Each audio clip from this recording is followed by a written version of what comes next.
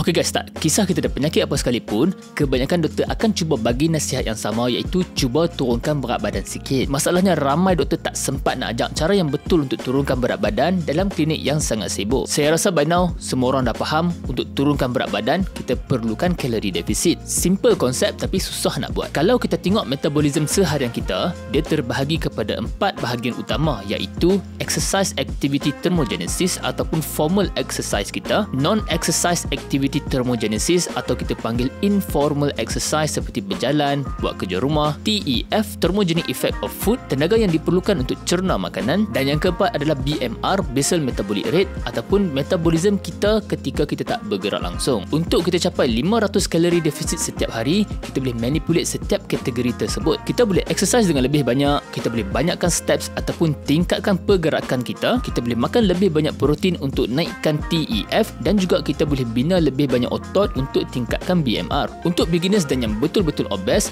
langkah yang paling mudah adalah untuk kita swap makanan yang tinggi kaloris dengan makanan yang lebih rendah kaloris. Kalau kita ni jenis yang tak tahu makanan mana yang tinggi ataupun rendah kaloris, dekat sinilah meal replacement seperti Medishake ni sangat membantu. Kalau typical lunch ataupun dinner kita, selalunya dia mengandungi lebih kurang 700 hingga 800 kaloris. Tapi sekiranya kita gantikan lunch ataupun dinner kita dengan Medishake ni, satu serving hanya mengandungi 148 kaloris, automatik kita akan dapat lebih kurang 600 kalori defisit. Walaupun Medishake ni dia rendah kaloris, dia masih mengenyangkan disebabkan dia tinggi dalam protein dan fiber. Dia juga mengandungi natural appetite suppressant seperti Garcinia dan juga AFA. So dengan simple food swaps macam ni, kita dah boleh capai 500 kalori defisit tanpa mengubah apa-apa benda yang lain lagi. Tapi guys, kalau anda ada masalah kesihatan, make sure anda bincang dengan doktor anda dulu sebelum anda mulakan perjalanan diet anda.